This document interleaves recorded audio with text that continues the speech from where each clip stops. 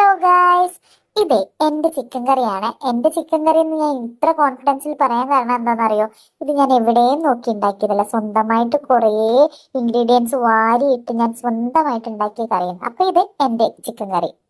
പിന്നെ ഇത് എങ്ങനെ ഉണ്ടാക്കണം എന്നോ അല്ലെങ്കിൽ ഇത് ഉണ്ടാക്കി നോക്കിക്കോന്നൊന്നും ഞാൻ പറയില്ല. ഇത് എനിക്ക് പ്രത്യേകിച്ച് ഇതിന്റെ ഇൻഗ്രീഡിയൻസ് ഒന്നും എനിക്ക് ഓർമ്മയില്ല എന്നുള്ളതാണ് സത്യം.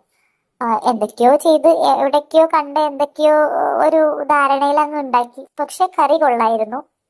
എനിക്ക് തോന്നുന്നു ചോറിന്റെ കൂടെ കഴിക്കുന്നതിലും കൂടുതൽ എനിക്ക് ഇഷ്ടപ്പെട്ടത് ബ്രെഡ് ചപ്പാത്തിയുടെ കൂടെയൊക്കെ കഴിക്കാനായിരുന്നു. നല്ലതായിരുന്നു. പിന്നെ ഞാൻ ഇതിലൊരു മുട്ട ഇട്ടിട്ടുണ്ടായിരുന്നു. ആ മുട്ട വേണ്ടായിരുന്നു എന്ന് എനിക്ക് തോന്നി. പക്ഷെ എല്ലാവരും നല്ല അഭിപ്രായം പറഞ്ഞതുകൊണ്ട് ഞാനത് വേണമെങ്കിൽ ഇടാം, അതല്ലെങ്കിൽ ഒഴിവാക്കാം.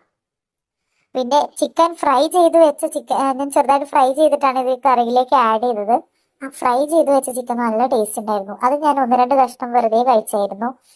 എനിക്ക് തോന്നുന്നു ആ കറിയിനേക്കാളും ആ ഫ്രൈ ചെയ്ത ചിക്കൻ ആയിരുന്നു ടേസ്റ്റ് എന്ന് എനിക്ക് തോന്നിപ്പോയി. പക്ഷെ എന്നെ നിരാശയാക്കണ്ടെന്ന് വിചാരിച്ചിട്ടാണെന്ന് തോന്നുന്നു. അത് കഴിച്ചവരൊന്നും അത്ര മോശം അഭിപ്രായമല്ല പറഞ്ഞത്. പിന്നെ ഈ വീഡിയോ ശ്രദ്ധിച്ചു കഴിഞ്ഞാൽ നിങ്ങൾക്ക് മനസ്സിലാവും, ഒരു കയ്യിൽ സ്പൂണും മറ്റേ കയ്യിൽ ഫോണും ആയിരുന്നു. അതുകൊണ്ട് എനിക്ക് സത്യം പറഞ്ഞാൽ ഞാൻ എടുത്ത വീഡിയോസ് ഒക്കെ ഭയങ്കര പൊട്ട വീഡിയോസ് ആണ്.